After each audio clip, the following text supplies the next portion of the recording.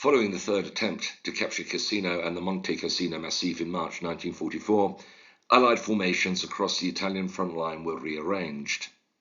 78 Infantry Division, which had been moved from the Adriatic front to join the New Zealand Corps in February, had been returned to the command of General Oliver Leese's 8th Army. It had replaced New Zealand Division formations along the Gari and in Cassino itself. The division's 11th Brigade had already moved up to the banks of the river opposite San Angelo in Theodice to join the Third Battle of Cassino. On the 22nd of March, 1 Royal Irish Fusiliers known as the Faughs and 2 London Irish Rifles, both of 38 Irish Brigade, replaced 11th Brigade along the Gari. 6 Royal Inniskilling Fusiliers known as the Skins were held in reserve. The brigade was taken out of the front line 5 days later, and it returned temporarily to the Mignano area.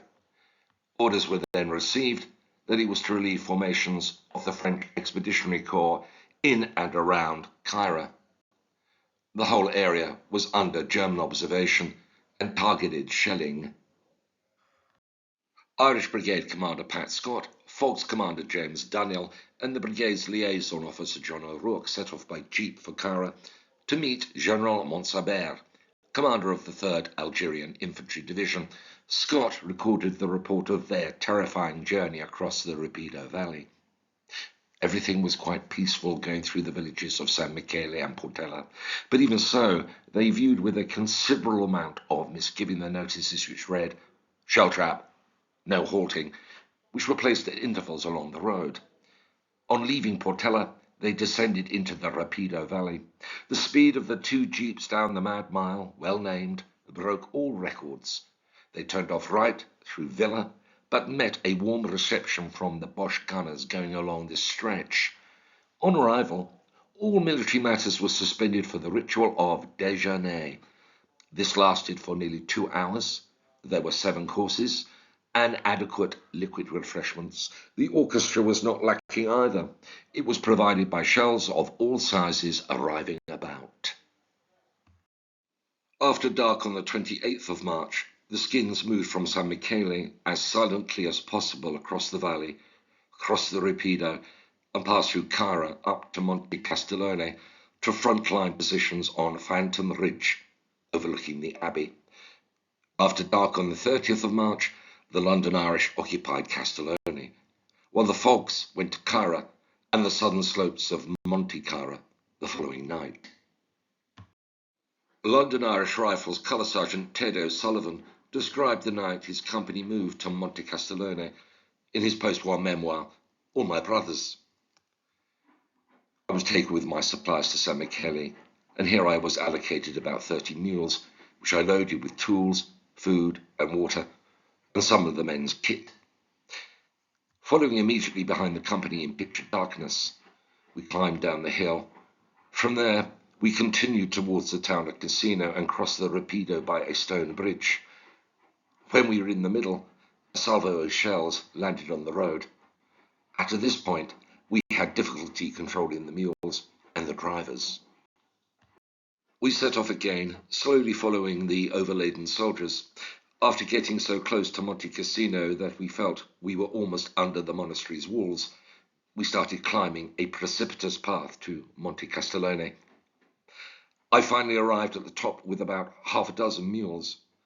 Loads were spread along the track behind us. The whole thing was a tactical mistake. The companies should have moved in first, and the mule trains followed after they had settled.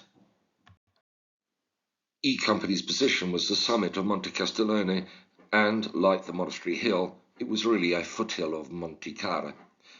It was located on a salient behind Monte Cassino that had been taken by French and American troops at tremendous cost.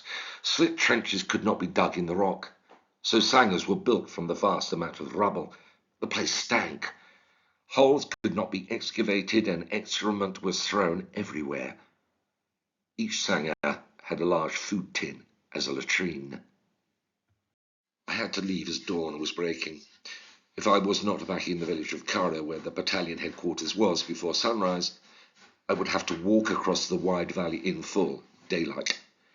I made my way from there back to the mule point at San Michele in a jeep. As soon as I arrived, I had to start preparing for the next trip.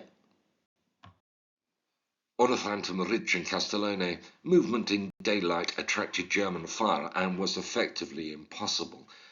The skins closest to German positions carried out aggressive and regular night patrols to establish local dominance. The skins on Phantom Ridge were closest to the Abbey. Lieutenant John Wilton, an Oxford University student when he was called up in 1941, crawled out one night to check 2 sentries in a forward post. He was accompanied by a lance corporal, a rugged regular soldier from Ireland. When we got a little nearer to these 2, we heard snoring. The corporal crawled on behind these chaps, took his bayonet out of his scabbard, and laid it against one of them. "I'll cut your bloody throat for you." He left the 2 of them back to back, keeping each other awake by trembling, and we didn't have any more problems of that sort. In this period, Irish Brigade Catholic Padre Dan Kelleher from Kerry in Ireland was awarded the Military Cross for bravery. His citation said, "Heavy shelling was reported in Caira village, causing several casualties. The Reverend Kelleher immediately raced to the village, which was under very heavy shelling.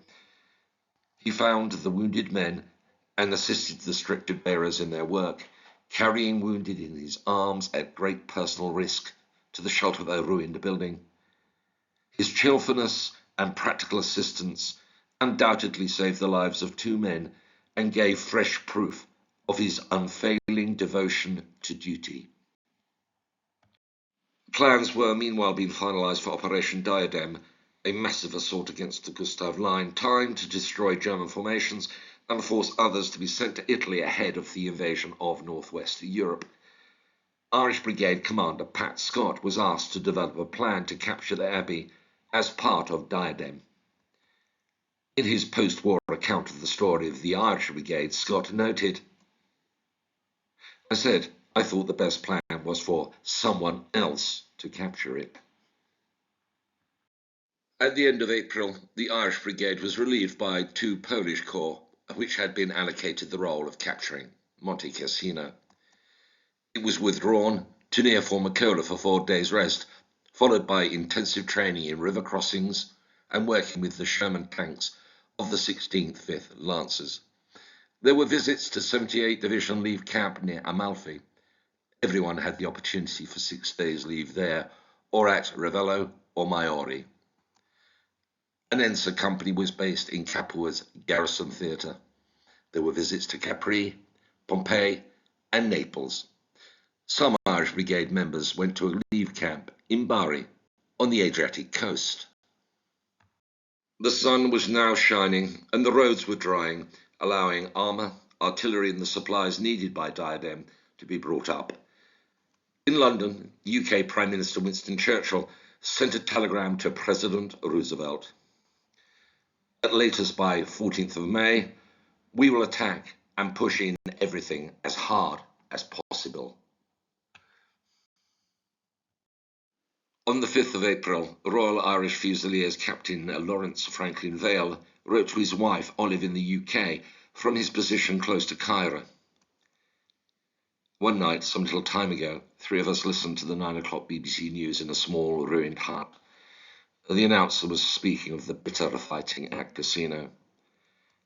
Outside, there was the tremendous roar and thunder of our guns, and the darkness was punctured with flashes of light as tracer bullets winged their way. And through the roar of artillery came the rat-tap-tap of British and German machine guns and the sound of explosions. I listened to the news and thought of you sitting quietly at home with Valerie, probably sleeping. It seems strange indeed that the same voice was probably speaking to both of us, and how different were our surroundings. Out here, it seemed a grim and terrible night with death on every hand.